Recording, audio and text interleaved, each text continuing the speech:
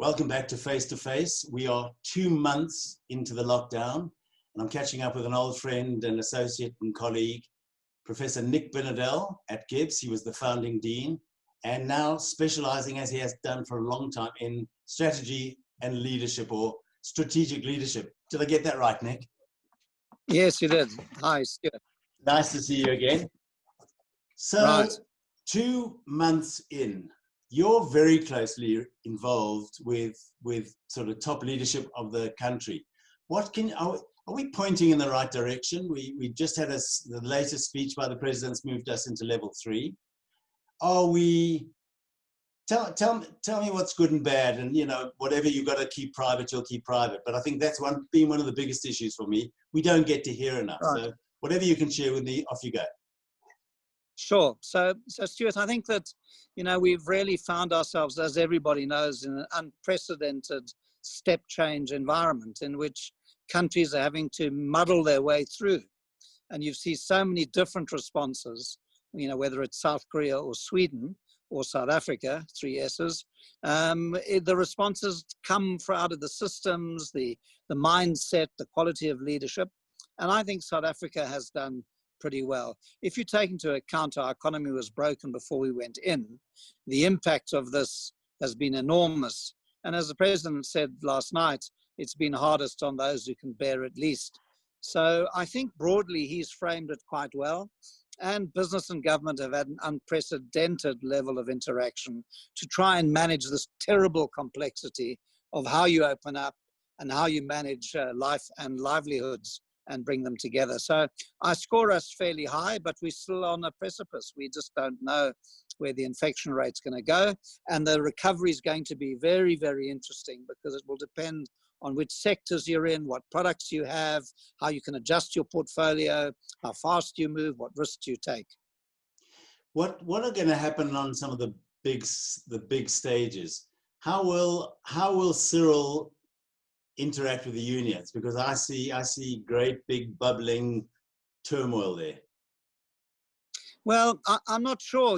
My sense has been that there's a fair degree, given the shock to the system, there's been a fair degree of coherence, in fact. And although Labour are going to argue about SAA and other issues like that, I think broadly speaking, people have cooperated because they've realized the risk. And he's communicated that pretty effectively, in my view. So, you've seen the resuscitation of NEDLAC a little bit. And he's consulted widely with political parties, with business, with civil society. I credit him very high score in this regard. And it's very hard to create unity in this country, given our fractured history. I think we score him pretty well for what he's done so far.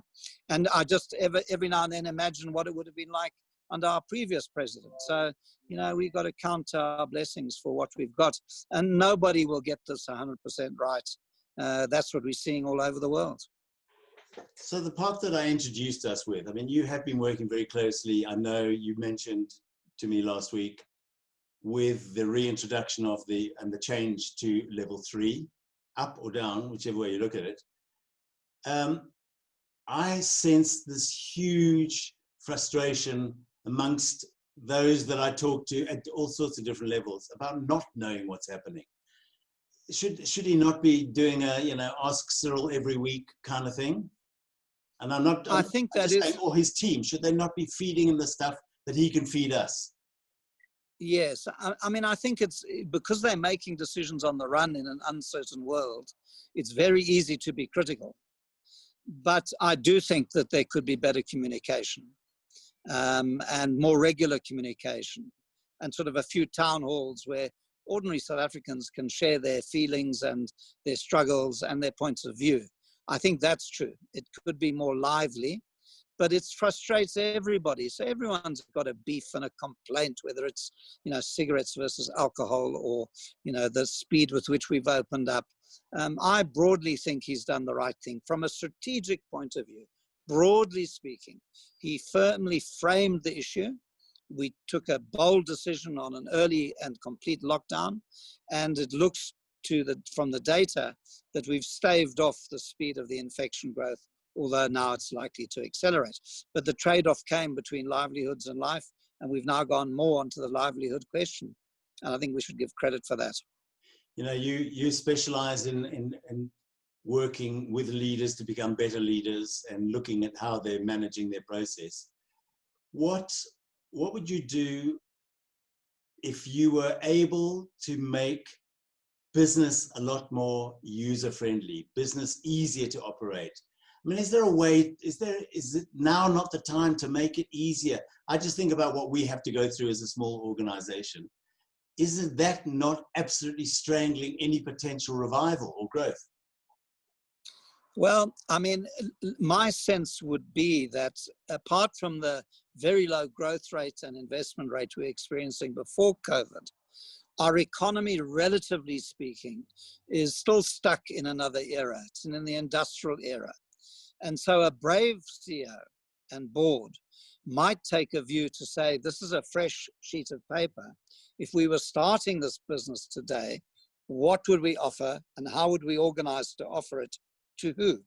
And you could, if you are courageous, rewire your business and start from fresh.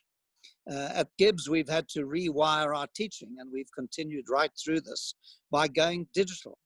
And it's got downsides and some upsides, but we've had to totally adjust our business model very quickly. I think most companies have the opportunity to do that. I remember years ago working with two companies in the same group who offered quite similar products to different markets. And they were very, very fortunate. They had a cost plus 30% kind of contract. And suddenly all of that disappeared. And the one CEO said, right, guys, we've all got to think about what this means and reorganize our products and costings and strategy.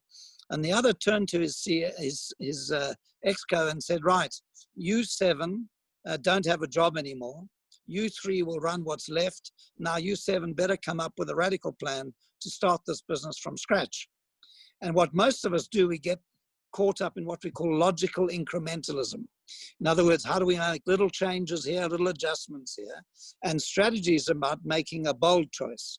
And some companies might use this time to restructure and reorganize themselves because we have a lot of hierarchy, a lot of overhead, a lot of layers, a lot of functional rivalry.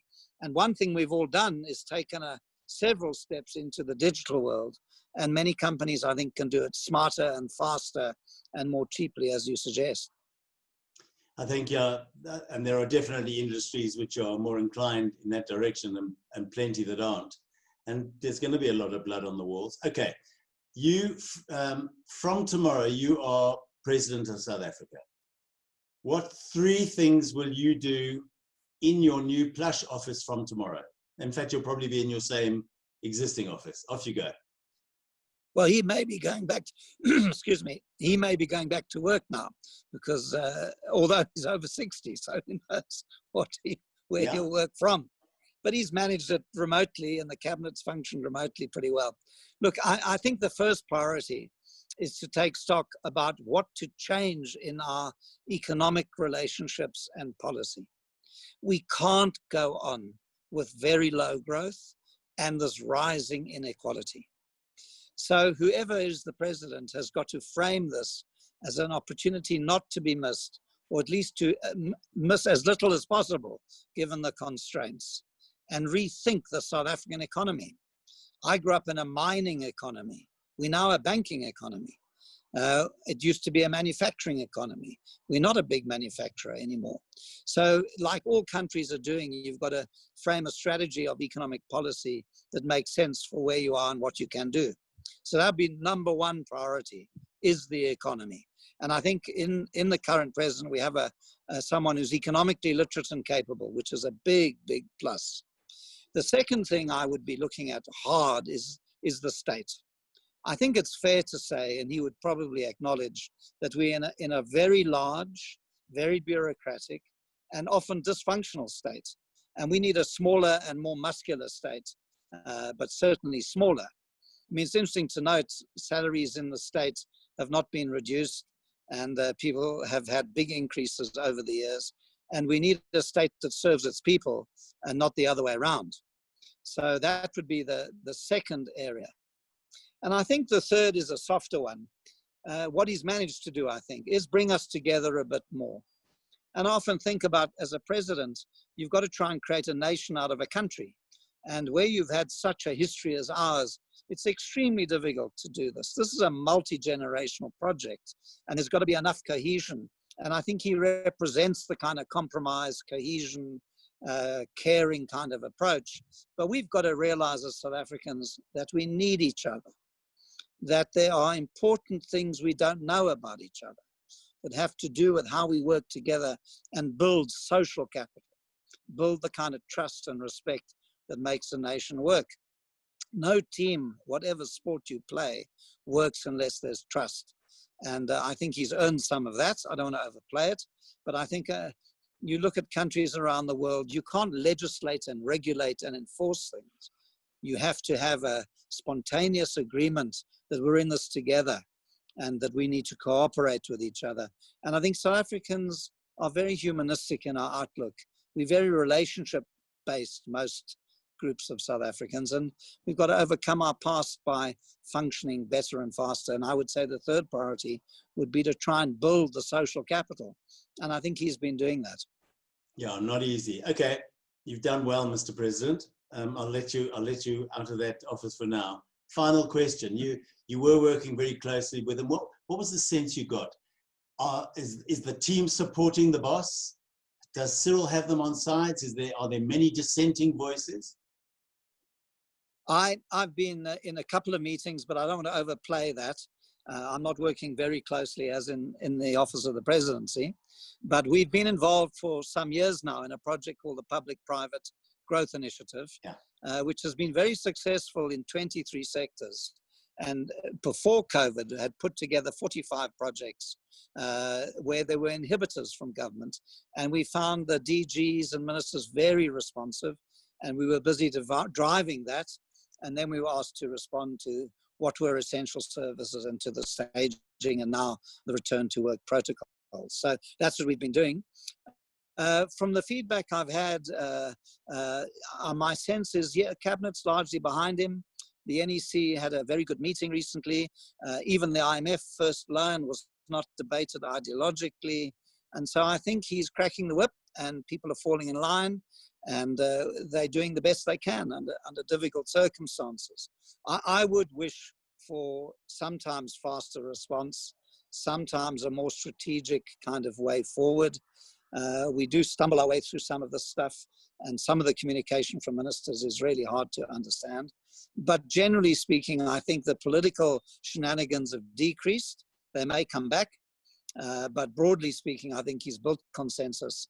And an incumbent always has a form of influence and authority that gains over time if they broadly are getting it right. And I think that's what we've seen from this administration. Well, that's heartening. Thank you, Nick. I appreciate your time. You've got lots to do and lots of other people's fires to put out. So thanks for your time, and we'll talk again soon. It's a pleasure, Stuart. Let me know if you're going to use it, and send me a copy if you wouldn't mind. Absolutely. And really, I'll be thinking it's really tough circumstance for you. So a bit of empathy from me. That's very difficult to handle. I got ill last year. I got septicemia and had a close call, and that it certainly